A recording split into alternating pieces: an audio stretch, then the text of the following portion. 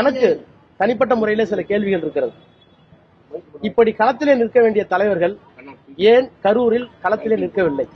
செய்தி அறிந்ததற்கு பிறகும் அவசர அவசரமாக செய்தியாளர்களை சந்திப்பதற்கு கூட வெட்கப்பட்டு கொண்டு பயந்து கொண்டு ஏன் சென்னைக்கு வந்தீர்கள்? ஒன்றை என்னால் உணர முடிகிறது. அவர் ஒரு பிரபலமான நடிகர். அவர் இருந்தால் மீண்டும் கும்பல் கூடும். எனவே அவர் திருச்சியில் தங்கிக் கொண்டு இப்போது ட்விட்டர் போடுகிறார்களே, இப்போது கூட இருக்கிறார்களே, அந்த தலைவர்கள் எல்லாம் ஏன் போய் களத்திலே நின்று அவர்களுடைய காயத்திற்கு மருந்து போட்டு இறப்புக்கு நிவாரணம் கொடுத்து அவர்களுக்கு ஏன் ஆறுதல் சொல்லவில்லை? அவர்களை அறியாமல் அவர்களிடத்தில் இருக்கிற கில்டி கான்சியஸ், குற்ற உணர்வு, நம்மால் தான் இது நடந்தது என்கின்ற ஒப்புதல் அவர்கள் மனசாட்சியில் இருக்கிற காரணத்தினால் அவர்கள் ஓடி விட்டார்கள் தான் உண்மை. அதையெல்லாம் விட மிகப்பெரிய கொடுமை, அதிலே முக்கியமான இடத்தில் அந்த இயக்கத்திற்கு பணம் கொடுக்கிற ஒரு முக்கியமான இடத்தில் இருக்கிற ஆதவ் அர்ஜுனா என்கின்ற நபர் ஒரு ட்விட்டர் போடுகிறார். அந்த ட்விட்டர்ல நேபாளத்தில் நடந்தது போல இங்க ஒரு புரட்சி நடக்குகிறார். அகில இந்தியாவுடைய வளர்ச்சியே வெறும் 8.5%. ஆனா இங்க 12% நெருங்கிட்டு இருக்கு.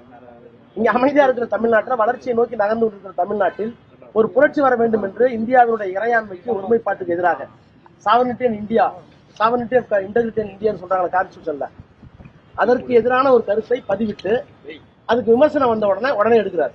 நான் தமிழ்நாட்டு மக்களுக்கு நன்றி சொல்ல வேண்டும்.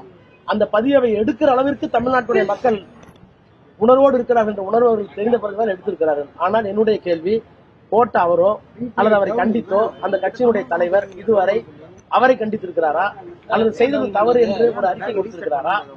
எனவே எந்த விதமான அரசியல் புரிதலும் இல்லாமல் தான் தோன்றித்தனமாக சிறுபிள்ளைத்தனமாக இப்படி நடந்து கொள்வது தமிழ்நாட்டு மக்களுக்கும் தமிழ்நாட்டு அரசியலுக்கும் நல்லதா என்பதை நான் தனிப்பட்ட முறையில் உங்களிடத்தில் கேட்க விரும்புகிறேன். முதலமைச்சர் அரசியல் மனமாச்சரியங்களுக்கு அப்பாற்பட்டு இந்த நடந்த சம்பவத்தை மிக நாகரிகமாகவும் பண்புள்ள அரசியல் தலைவராகவும் மிகச்சிறந்த அரசியல் தலைவராகவும் அணுகியிருக்கிறார்.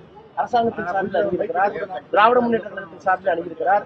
எங்களுடைய அமைச்சர்கள், எங்களுடைய மாவட்ட கழக செயலாளர்கள், சட்டமன்ற நாடாளுமன்ற உறுப்பினர்கள் இன்னமும் களத்தில் இருக்கிறார்கள். இதை விட ஒரு இயக்கமோ ஒரு தலைவனோ இப்படிப்பட்ட ஒரு நிகழ்வுகளை எதிர்கொள்ள இயலாத அளவுக்கு ஒரு தனிப்பெரும் தலைவராக இருக்கிறார். ஆனால் எனக்கு ஏற்பட்ட அந்த 2 கேள்விகள், ஏன் இங்கே ஒதுங்கி கொண்டிருக்கிறீர்கள்? ஏன் மக்களிடம் இதுவரை நீங்கள் செல்லவில்லை? நீங்கள் செல்ல வேண்டாம், நீங்கள் நடிகர். ஆனால் உங்கள் சார்பில் இருந்த தலகர்த்தர்கள், அந்த மாவட்டத்து தலகர்த்தர்கள், பக்கத்து மாவட்ட தலகர்த்தர்கள், மாநில பொறுப்பாளர்கள் இதுவரை ஏன் செல்ல தயங்குகிறீர்கள்? அது நீங்கள் உங்களுடைய குற்ற உணர்ச்சியை காட்டுகிறது தானே பொருள். சத்தியம். இன்னொன்று, இப்படிப்பட்ட பதிவுகளை எல்லாம் போடுகிற ஒருவரை கண்டிக்காமல் கட்சியை விட்டு இருக்காமல் இன்னமும் உங்களோடு வைத்துக் கொண்டிருக்கிறீர்களே, இது இந்திய அரசியலுக்கு தமிழ்நாட்டு அரசுக்கு நல்லதா என்பதை கேட்டு விரும்புகிறேன். அவ்வளவுதான்.